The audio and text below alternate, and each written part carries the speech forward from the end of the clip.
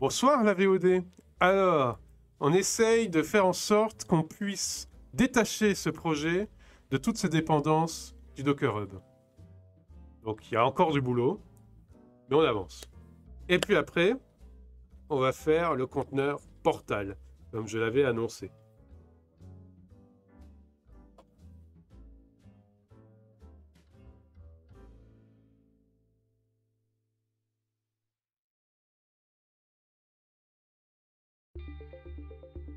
Donc là, on poule l'environnement Golang.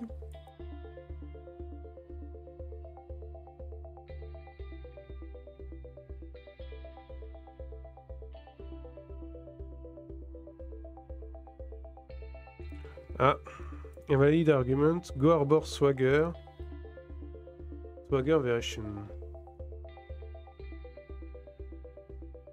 Il aime pas mon argument?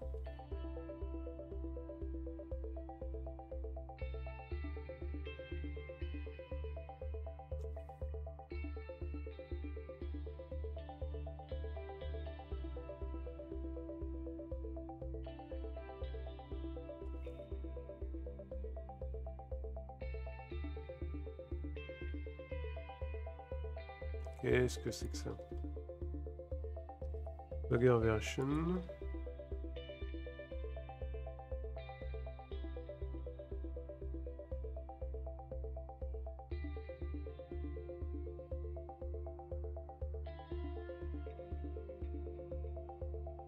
Il le prend tel quel et il ne transforme pas?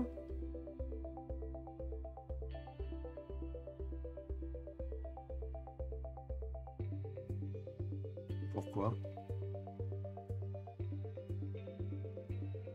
Ah, mais je suis con, c'est juste au-dessus en fait. C'est là qu'il y a l'erreur. Je regardais pas la bonne ligne. Voilà.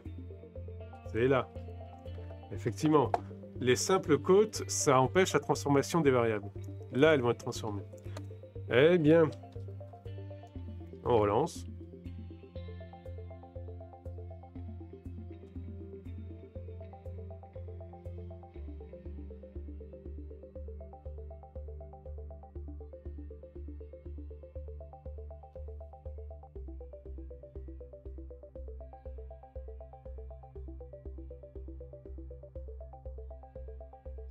Ah, ma lumière fait un léger voile sur le fond.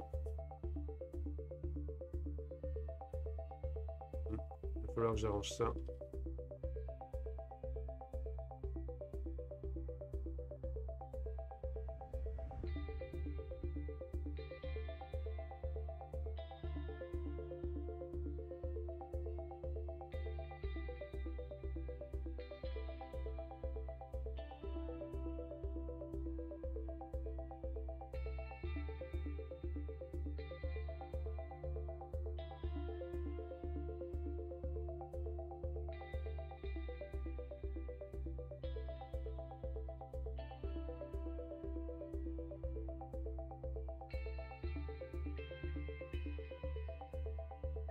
Ah, il y a les moulins du dev en même temps que moi, donc...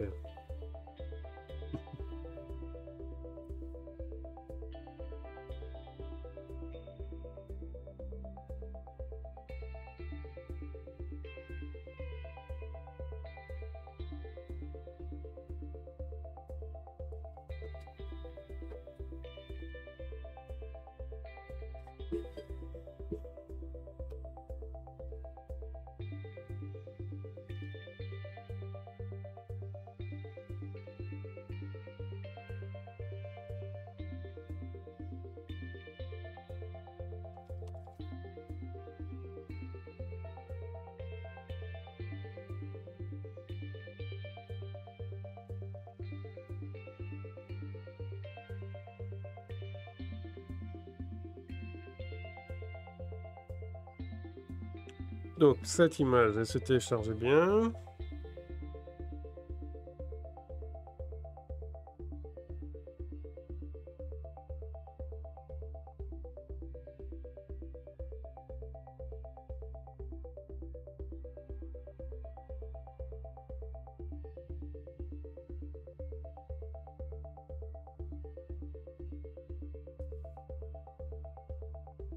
Alors, no search for your directory. Mhm.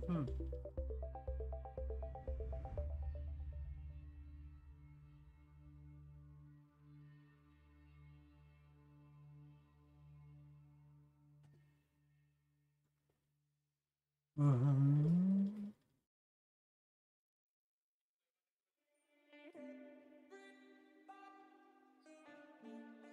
Bon, déjà, ça la construit correctement. Enfin, disons que ça prend celle que j'ai, ce Dockerfile là, quoi.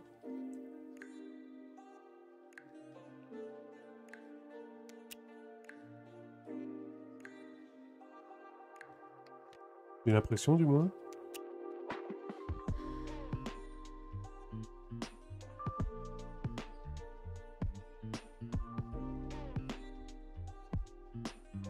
Ah, j'ai compris. Non, non, ça prend pas ce... Ouais, ouais, j'ai compris. Oh là là, oh là là. Alors, pour changer ça, ce qu'on va faire, c'est un pod. Parce que dans le contexte de Docker Build, ce qu'il cherche, c'est quoi?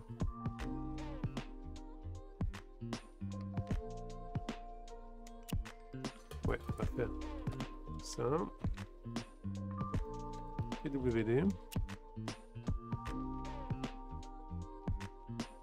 Enable to evaluate symlinks in Dockerfile. Mais pourquoi il veut des symlinks? Il n'y a pas besoin de symlinks.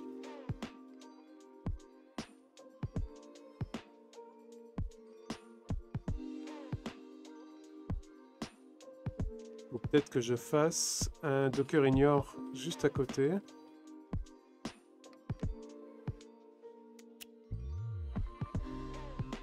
Parce qu'il n'y a pas de contexte à charger là. Hein.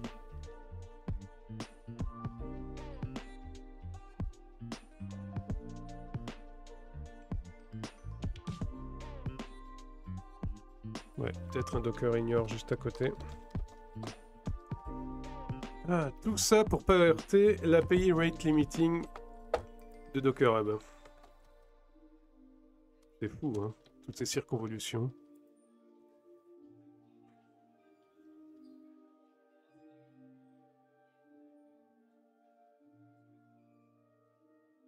On va retenter. J'ai tapé là où il fallait. Voilà. C'est parti. Donc avec un Docker ignore, normalement le contexte ne va pas se charger. C'est la même syntaxe que celui-là. Eh bien, deux astérisques. Hein. Ouais, c'est deux astérisques.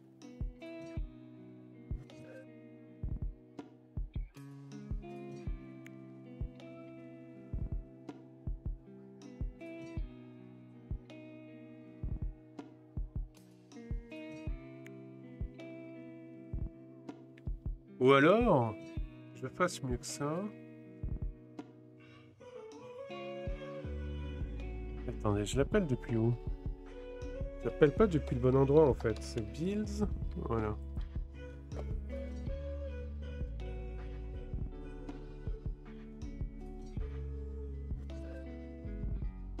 Ouais.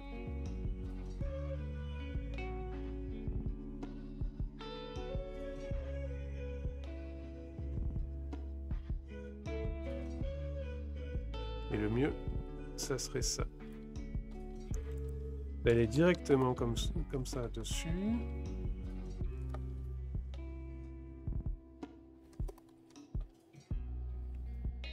Juste pour ça. Ça évite comme ça de charger le file. Et on a le Docker ignore qui fonctionne direct. Donc je vais relancer.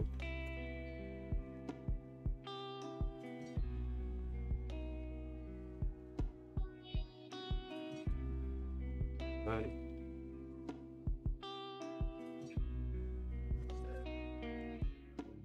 Je vous promets, hein, on va essayer de faire ce conteneur portal là ce soir.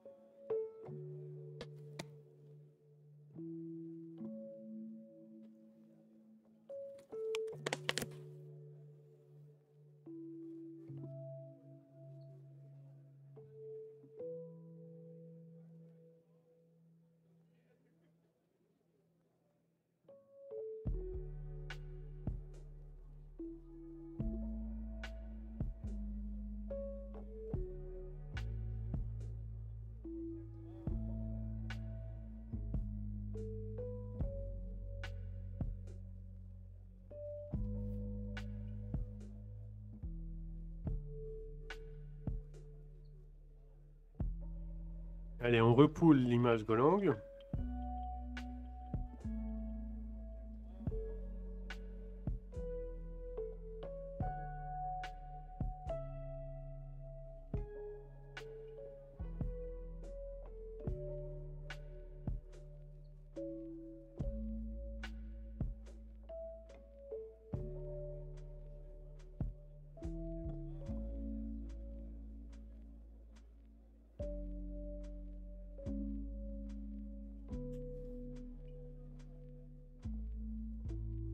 Oh, mais c'est... In 40. CD, build, swagger. Mais je me suis planté quelque part dans le nom. Mais je suis où là? Ah, mais je suis dans Asset. Mais je suis dans Asset. Mais bien sûr. Mais bien sûr. Ah. Donc.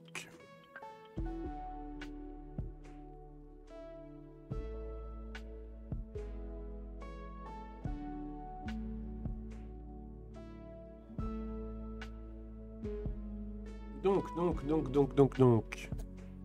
Il faut que je revienne 2 rangs en arrière. Voilà. Donc, Arbor Asset. Oui, voilà. Mais je suis à la ramasse. Allez.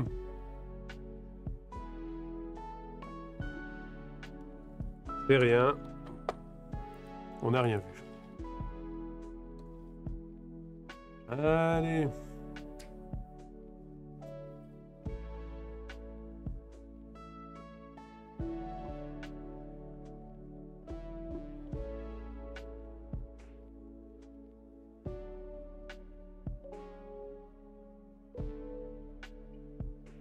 Du coup, ça me fait penser que là, je vais pouvoir regarder le portal.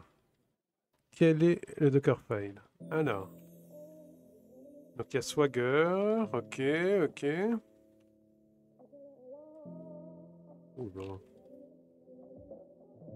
Python? Ah oui, dépendance Node.js, forcément. Un jour, il va falloir que je compile moi-même Node.js pour me débarrasser de Python.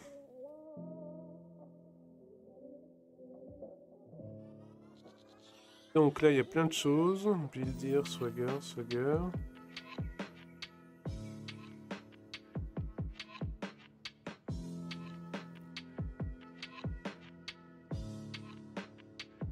Donc c'est tout en Node. Hein. npm install unsafe perm, ok. npm run generate build temp node build prod.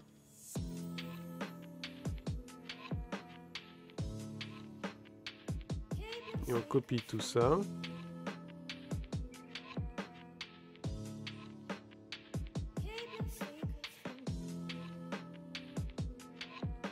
Et c'est Nginx qui fait tourner ça. Ok. Salut Tobiche! T'as vu Podman? Ben écoute, aujourd'hui c'est essayer de se détacher au maximum du registre Docker, de Docker Hub, pour éviter de se retrouver confronté à leur API rate limiting. Donc en gros, l'idée c'est de faire en sorte que ça soit facile de transformer les noms des conteneurs qui servent à construire GoHarbor. Parce que GoHarbor se sert de conteneurs en Go pour se construire. Et ces conteneurs en Go sont hébergés sur le Docker Registry, le Docker Hub. Et donc ça veut dire que si jamais un jour on fait beaucoup de tests en même temps, voilà, on risque de se retrouver foutu dehors du Docker Hub. Donc je vais éviter ça. Et donc c'est pour ça que je refais mon script de compilation en essayant de retrouver toutes les références au Docker Hub. Alors, no rule to make target compile core. Pourquoi? On est où là? Ah oui. Oui. T'as découvert hier GitLab Runner dans un cas d'utilisation de tests de déploiement sur des VM avec VirtualBox.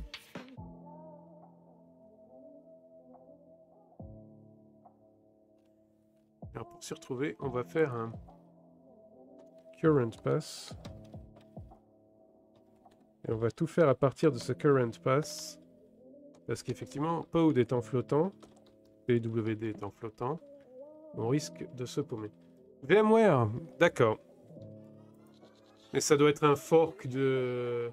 Yo, mais dis-vous, ça doit être un fork du runner de VirtualBox pour VMware. T'as pensé à moi? Eh. Merci. Alors, current pass, build Swagger, et on revient sur current pass.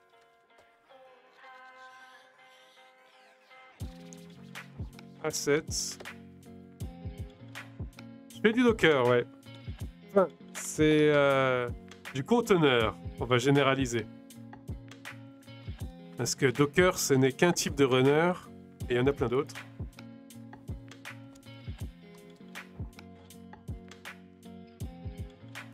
Et donc là, pour le moment, c'est beaucoup de commandes Docker, mais on va migrer vers Podman, qui est normalement de meilleure qualité que Docker. Voilà. Et donc là, le but du jeu, Mediwoo, c'est de faire en sorte que le script que je fais là, qui compile des binaires en Go pour pouvoir les utiliser dans les conteneurs que je construis après, eh bien, j'essaie de faire en sorte que ce script soit indépendant du Docker Hub. Parce que le projet que j'essaye de construire en conteneur, c'est GoArbor. Il fait appel pour ses dépendances, pour la construction de ses binaires, à énormément de conteneurs du Docker Hub. Et le problème, c'est que le Docker Hub, il a un API rate limiting. C'est-à-dire que tu ne peux pas télécharger plus que... Alors attendez, je vais vous retrouver. API rate limiting Docker Hub.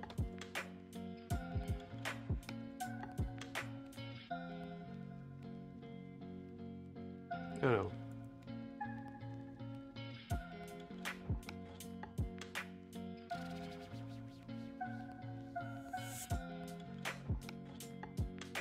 Voilà. Donc, alors attends. Docker Hub, donc le repo de conteneurs Docker, il autorise maintenant, depuis novembre, quand on a un compte anonyme, de télécharger 100 images par séquence de 6 heures, pas plus. Au-delà, il coupe. 200 images quand on a un compte ouvert, et après, il faut payer.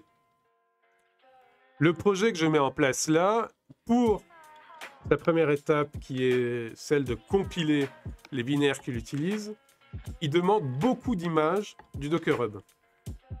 Alors moi, j'ai aucune envie d'être touché par cette limite d'API qui m'empêcherait, qui casserait mes tests en fait. Et donc, ce que je fais là, c'est de changer les réglages dans le projet officiel pour pouvoir utiliser des images que j'ai créées moi. Comme ça, elles ne sont pas cherchées dans le Docker Hub, elles sont cherchées dans mon propre registre. Et moi, je ne m'applique pas d'API rate limiting. Normalement, ça passe.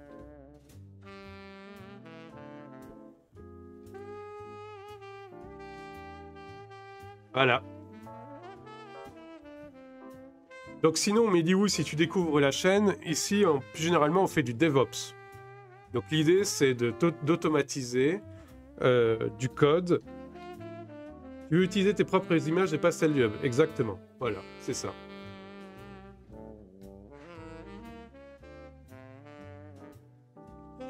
Donc, le corps se compile.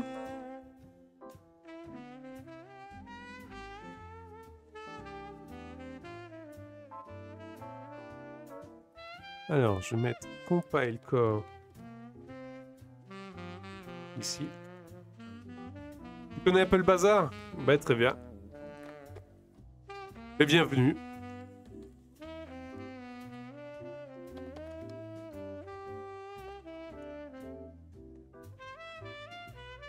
Ah, j'ai cliqué juste à côté. Alors. Ligne 45. Command not found.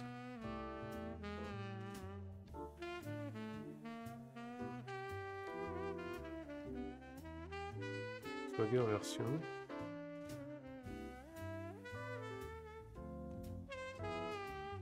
Ah, j'ai dû modifier un truc qu'il n'a pas aimé.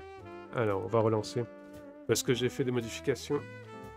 T'es pas fou, mais tu te démerdes. Bah écoute, c'est des améliorations tous les jours. Hein. C'est de l'amélioration continue. Petite étape par petite étape.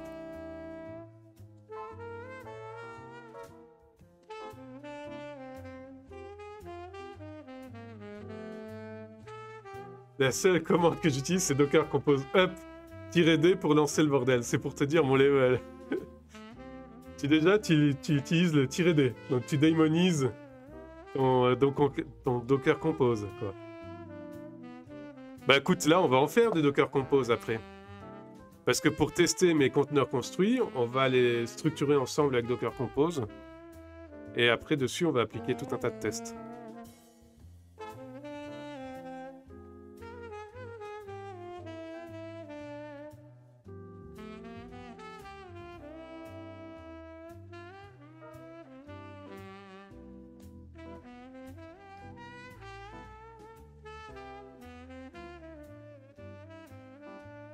T'as ton mémoire de fin d'année sur la containerisation. De fin d'année, c'est-à-dire, c'est tout bénef pour moi d'apprendre ici. Ben écoute, ouais. Surtout que là, tu vas avoir des trucs qui sont pas courants. Alors, qui sont de mon point de vue de meilleure qualité, mais c'est mon point de vue, mais qui sont pas courants dans la façon de construire des conteneurs. Donc ici, tu vas avoir du Podman, tu vas avoir des constructions de conteneurs à partir d'Ansible, et non pas de Dockerfile, tout un tas de choses comme ça. Et merci pour le follow, Mediou.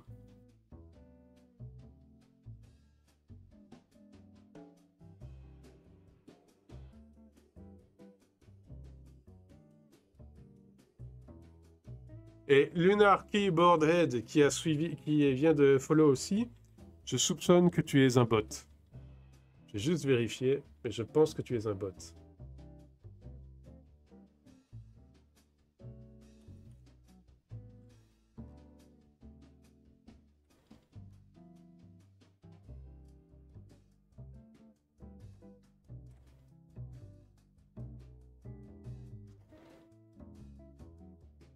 Donc Mediou, tu es le 50e follower.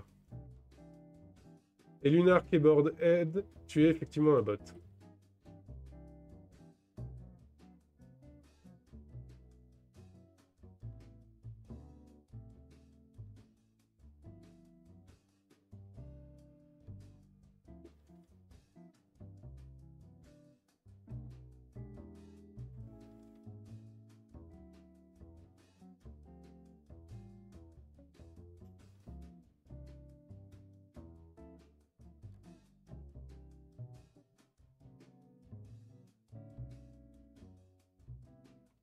Donc là, ce qu'on fait, c'est compiler du Go pour avoir des jolis binaires qu'ensuite on va mettre dans des conteneurs.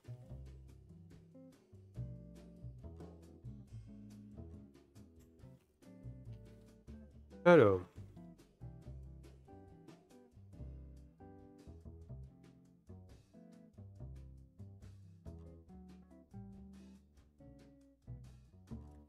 Bon, pour moi, ça me paraît bon. Juste, j'ai discuté avec toi, Mediou, et j'ai pas vu si cette étape-là était correcte. Alors, le but final, c'est de construire une forge logicielle. Alors, je vais te montrer ce qu'est une forge logicielle en me servant du diagramme que j'ai mis sur l'Insta.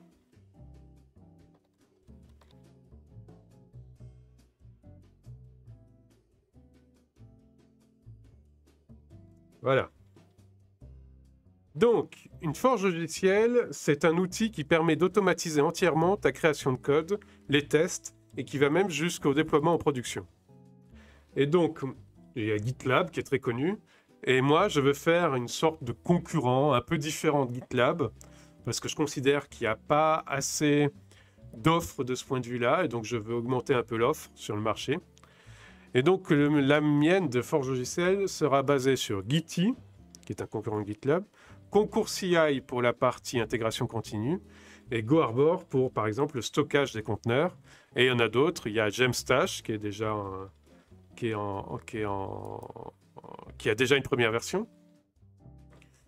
Et donc, voilà. Là, GoArbor, ce que je suis en train de faire, c'est de faire des conteneurs à ma sauce qui déploient correctement GoArbor de façon sûre, etc. pour l'intégrer ensuite dans cette solution plus globale de Forge Logiciel. Donc voilà l'idée. Une Forge Logiciel.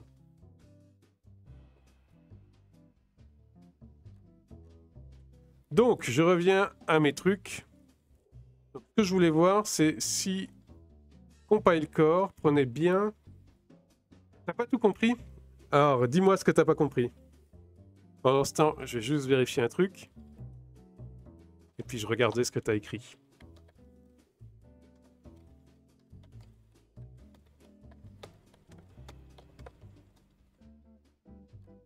Donc, je vais juste commenter ça temporairement pour voir ce que ça donne.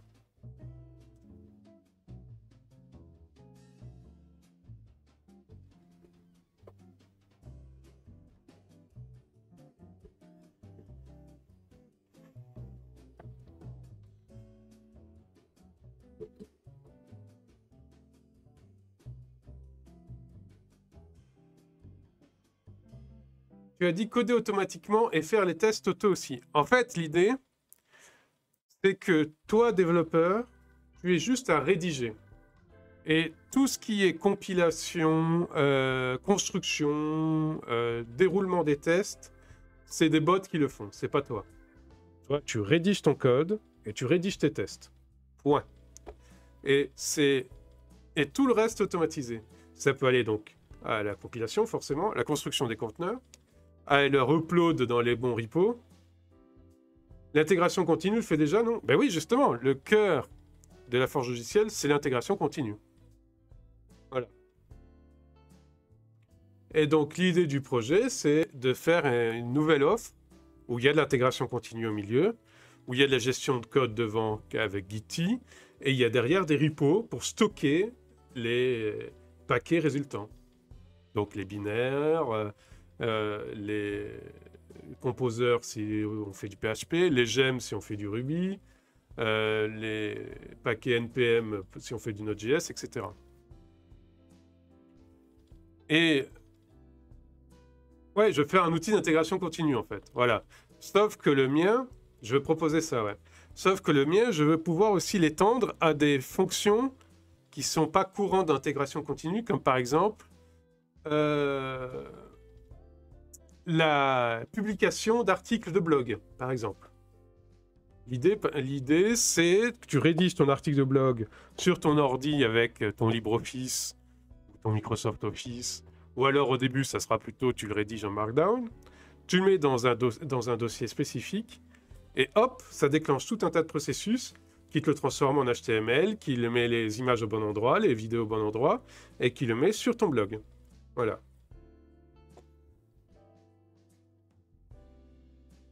Donc en fait, le code, c'est la première étape, mais après, c'est pouvoir l'élargir à tout un tas d'autres workflows plus globaux. L'idée.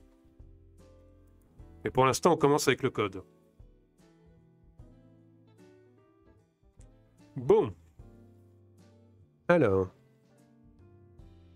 Swagger, c'est bon.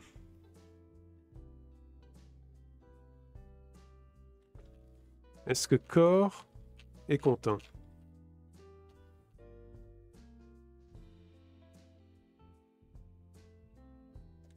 Ouais, mais ça, c'est plus de l'intégration, là. C'est des features d'un site ou logiciel, là, non? Mais si, parce qu'en fait, ton article de blog, si on reprend l'exemple de l'article de blog, il faut pouvoir tester, bon, des choses simples comme sa grammaire et tout ça, d'accord? Mais il faut pouvoir tester si on n'a pas pété l'HTML qui va résulter en mettant des mauvaises balises dedans. Il faut pouvoir tester si, par exemple, les images qu'on charge, les vidéos qu'on charge sont en bonne proportion, dans les bons emplacements, etc. Et donc tout ça, en fait, ça s'apparente plus à la gestion de code qu'à de la gestion de rédaction, quoi. Et donc, c'est pas mal de pouvoir mettre ce genre de test dans l'intégration continue.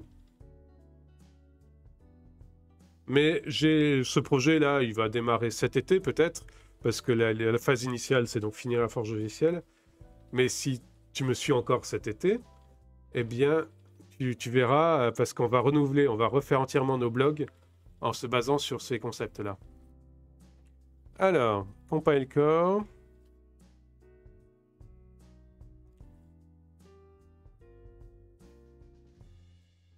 Donc ça c'est bon. Et compile core a l'air content.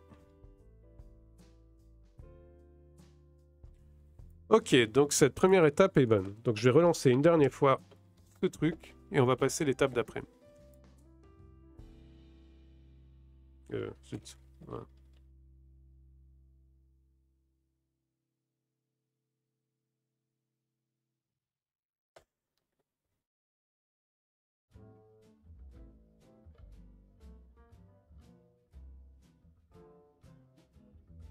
Tu vois, c'est pouvoir proprement réduire les barrières entre ce qui est pur code et ce qui est contenu, par exemple. Si tu, par exemple, si tu veux faire des vidéos que tu mets sur YouTube, il y a une partie de la création des vidéos qui ressemble beaucoup à du code. Par exemple, la compresser dans des formats qu'il faut, etc. Et donc ça, l'intégration continue fait très bien le boulot. Donc pourquoi ne pas s'en servir?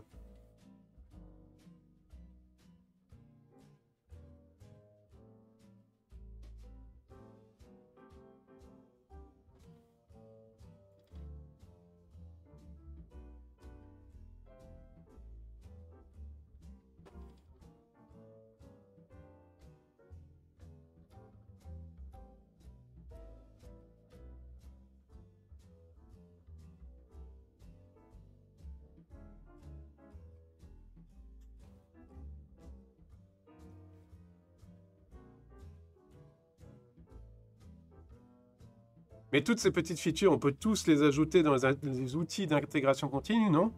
Oui, mais la plupart, enfin, les outils majeurs d'intégration continue qui existent maintenant ne sont pas focalisés là-dessus. Ils sont vraiment orientés gestion du code Git. Genre, je sais que pour Jenkins, on peut ajouter des scripts pour faire ce qu'on veut. Ouais, mais Jenkins, manier du Jenkins, c'est compliqué et c'est pas stable. Jenkins, c'est une vieille machinerie et nous, on a Jenkins encore dans notre infra, mais c'est des vieux concepts, des vieilles façons de faire, et donc ça commence à ne plus être stable, à ne plus être correct pour du code moderne et des façons de faire modernes. Par exemple, la gestion des mises à jour de Jenkins lui-même, c'est horrible. La gestion des plugins dans Jenkins, c'est compliqué. Voilà, il y a plein de choses qui sont compliquées avec Jenkins. C'est pas standard. Si on veut faire de la containerisation avec Jenkins, il faut déjà avoir... il faut se taper de faire, de regarder les plugins d'outils de containerisation, etc., les orchestrer soi-même. C'est pas prévu facilement. Les API sont pas standards chez Jenkins.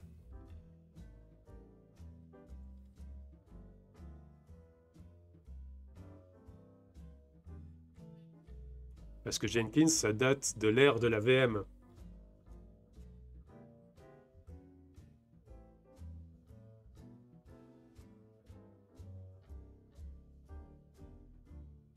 Un des meilleurs outils. Ben ouais, mais ils ont quel âge, tes profs? C'est ça la question.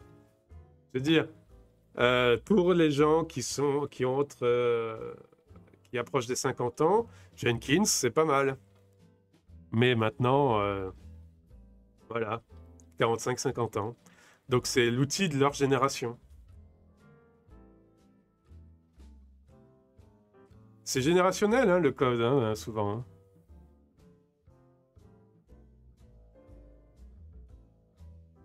Donc ils vont te dire que c'est super flexible et tout, ce qui est vrai.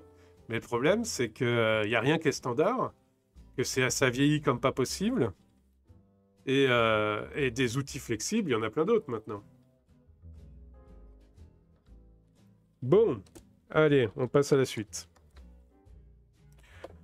Donc, ce qu'on veut faire ce soir, c'est faire le conteneur Portal. Donc, c'est le dernier conteneur qui nous reste. Donc, Portal, on a déjà ce qu'il faut pour le construire ici. On va faire son entry point.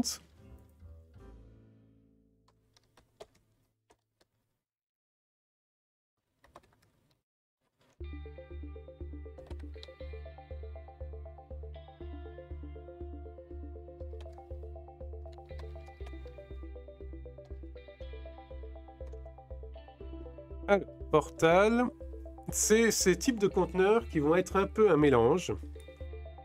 Alors pour l'instant, on va faire une première étape parce que comme je l'ai dit en début de stream, j'ai pas encore le repo pour pouvoir faire des bons artefacts Node.js. Donc on changera la méthode quand on aura le repo. Mais de toute façon, c'est des conteneurs qui ont une façon un peu différente de faire du code que d'autres parce que c'est des conteneurs qui contiennent du code interprété et non pas compilé. Parce que Node.js, c'est un langage interprété, pas compilé. Comme Python, comme Ruby, comme PHP. Mais Node.js en plus, comme Python, Ruby et PHP par exemple, quand il veut une interface web, il est obligé, souvent, alors il existe maintenant des outils pour faire autrement, mais il est obligé de se mettre derrière un propulseur, en l'occurrence Nginx, qui est un très bon propulseur, mais ça pose des problèmes sur... Alors je vais vous expliquer. Un conteneur, un principe de base de conteneur, c'est que ça contienne qu'un processus. Un autre principe du conteneur, c'est que ça contienne le code de façon immutable. On construit son conteneur et le code à l'intérieur du conteneur ne bouge pas, ne change pas. Dans le cas de ces projets où, par exemple, prenons le cas d'un WordPress en PHP. Dans le cas d'un WordPress en PHP, on se retrouve avec un conflit entre ces deux principes. Pourquoi ? Parce que pour construire un conteneur WordPress en PHP, il faut faire tourner deux processus. Le processus PHP et le processus Apache ou Nginx. Donc ça casse la règle du conteneur processus. Si on veut conserver la règle du conteneur processus, alors on est obligé de faire deux conteneurs, un Nginx, un PHP, et de mettre le code WordPress en volume commun entre ces deux conteneurs. Le problème, c'est que là, on casse la deuxième règle du code immutable. Parce qu'on monte du code dans le conteneur qui est différent du code à l'intérieur du conteneur. Et qui peut avoir un cycle de vie différent du code qui est dans le conteneur. Donc, il faut réfléchir à la meilleure façon de faire. Et pour l'instant, dans ce cas-là, moi j'étais parti au début sur le fait de casser la règle du conteneur process en me disant on va faire des conteneurs parfaitement immutables et donc ils ont deux processus et ça sera un outil comme Supervisor qui sera chargé de gérer ces deux processus au sein d'un même conteneur. Et maintenant je suis plutôt pour l'idée de faire un volume commun et que l'immutabilité se gère. Jenkins, c'est en fin de vie pour tout dire. Ouais, voilà. Et donc, maintenant, je suis plutôt pour l'idée de faire un volume commun et que l'immutabilité se gère sur ce trio conteneur Nginx ou Apache, conteneur PHP et volume commun. Donc voilà mes réflexions sur le sujet. Donc Portal, on n'est pas tout à fait dans ce problème-là, mais on s'en approche. Et donc, Portal, si on veut faire les choses correctement, donc c'est Nginx qui propulse Node.js, mais ça veut dire qu'il y aurait deux cycles de vie différents, parce que ça serait pas mal d'avoir un conteneur Nginx pur Nginx, et qu'on devrait monter le code Node.js avec un volume. Donc ça, c'est une réflexion pour plus tard. Pour maintenant, on va faire simple. On va faire un conteneur où on installe un Nginx On va lui faire les points de montage pour ses fichiers de configuration. Et dans ce conteneur, on mettra directement le code Node.js. Mais gardez ces réflexions en tête parce que on se repenchera dessus dans quelques mois quand on va retravailler le truc. Là, c'est une version 1, hein, c'est une version de base. Alors.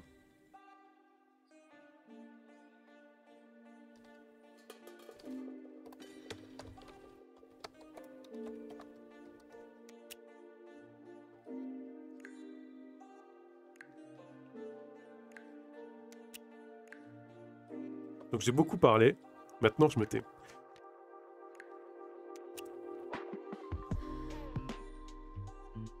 Donc lui, hop, on le ferme. Ah, j'ai dit...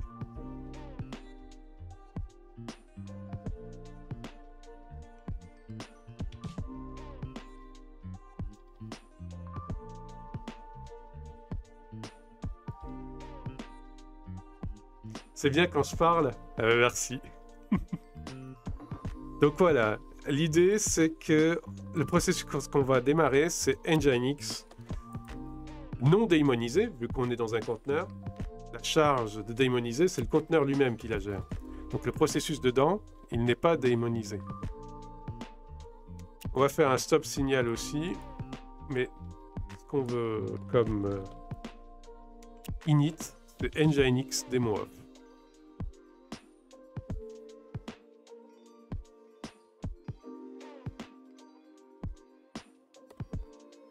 Et on va lui mettre le $@ qui permet de rajouter des variables, si on veut, à notre process Nginx. Voilà.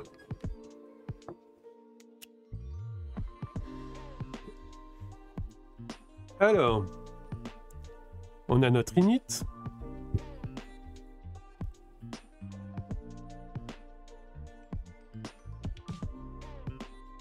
Comment il monte dans le projet officiel le vhost d'Nginx?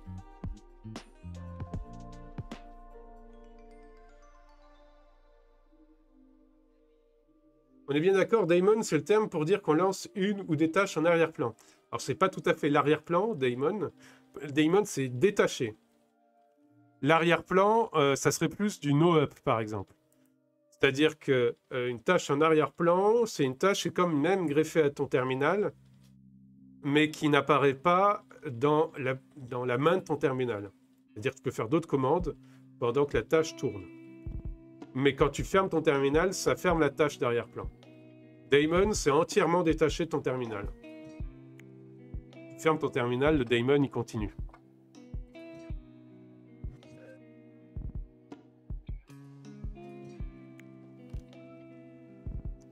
Mais oui, c'est ça.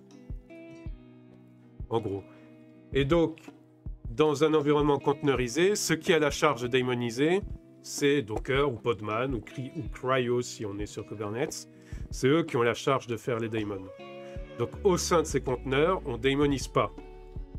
Il y a un cas particulier en daemonise, que j'ai trouvé, et Tobish, tu t'en rappelles très bien. C'est le cas de libvirt. Il est un gestionnaire de VM, donc de machines virtuelles. Il, lui, fonctionne avec systemd et donc est forcément daemonisé au sein du conteneur pour pouvoir créer des VM, plusieurs VM par conteneur. Mais c'est vraiment un cas particulier.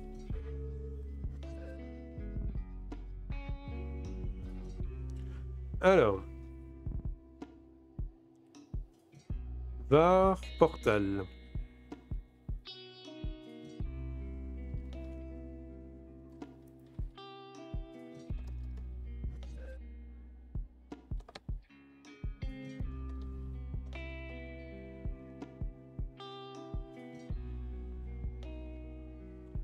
Donc, var portal,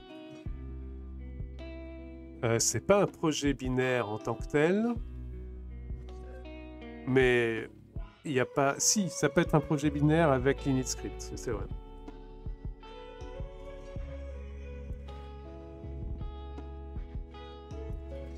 Et pour l'instant, c'est un projet un peu bizarre, parce que c'est pas un projet Node.js en tant que tel, vu que c'est pas packagé.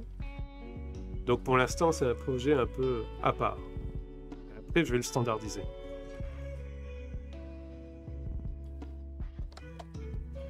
Portal, donc local pass. Et portal. Sauf que c'est pas comme ça qu'on va l'installer.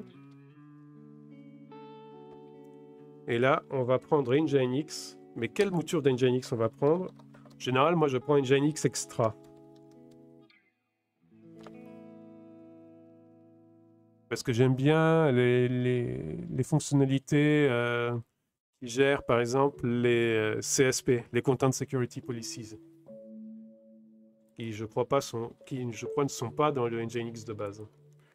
Donc Nginx Extra, c'est bien.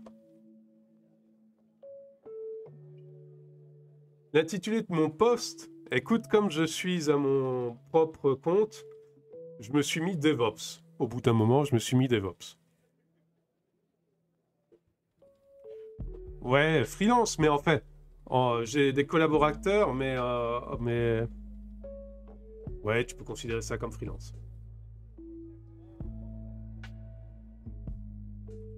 Alors, build portal.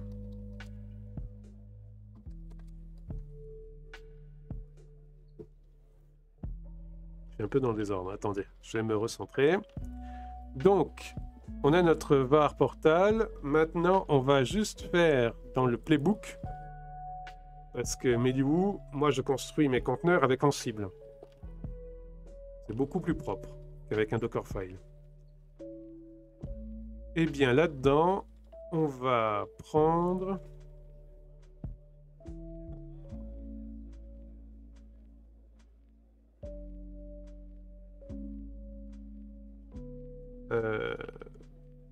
Dans quel répertoire on pourrait le mettre?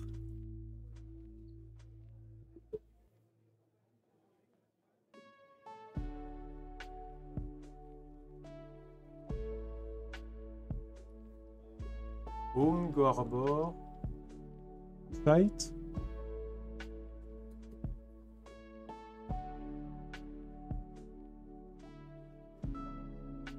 Est-ce que c'est pas de la config? C'est du code.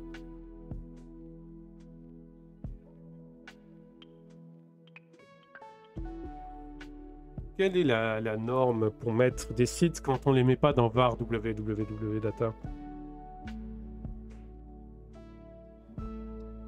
Where to put a website code Linux. Eh ben écoute, de rien, Mediwoo. Et avec plaisir, reviens avec plaisir. Et bienvenue. Oui, dans var www, mais on est dans un cas particulier où... donc tu verras la prochaine fois, mais nous, on est entièrement user space pour réduire au maximum les permissions sur les fichiers. Et donc var www, c'est quand on gère un site multi-user. Donc c'est très courant, mais c'est pas la meilleure des façons de faire. En général, une meilleure façon de faire, c'est de mettre dans /home/www-data, par exemple, / quelque chose. Et pour l'instant, la norme est un peu floue, donc il faut que je regarde comment font les autres. Parce que là, ça permet de réduire considérablement les permissions, donc d'augmenter la sécurité, au prix bien sûr de la perte de flexibilité, c'est-à-dire qu'on ne peut pas faire de l'hébergement partagé. On ne peut pas avoir des vhosts avec plusieurs utilisateurs. Mais en conteneurisation, l'hébergement partagé, ça n'a aucun sens. Donc voilà. C'est ça que je cherche. Quelles sont les dernières innovations sur l'endroit où on pose son site? Donc c'est dans le home, mais quel répertoire? Est-ce que c'est sites? Ouais.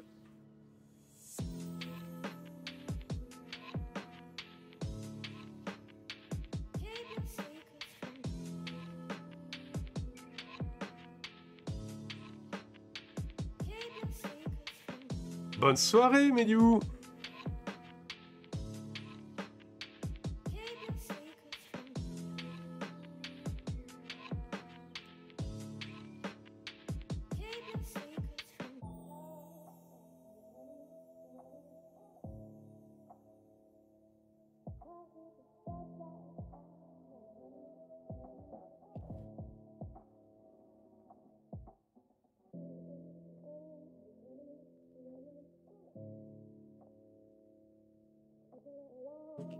Donc ça pourrait être dans SRV. Mais un home SRV.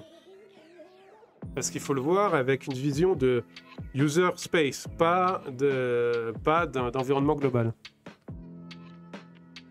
Donc ouais, ça pourrait être home, Go Arbor SRV.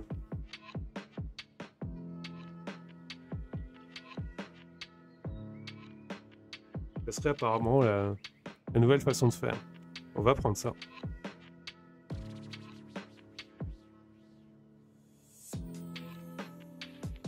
Alors.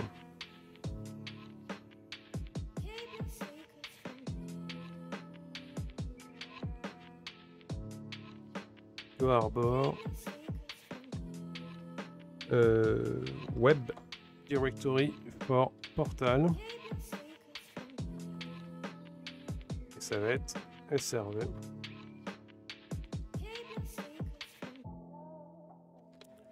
Voilà. Et on va le placer donc pour le conteneur Portal.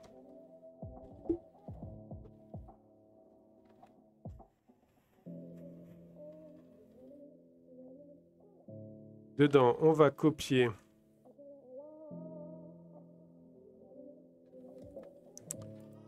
le contenu de Portal qu'on a dans nos artefacts. Importe Portal Code.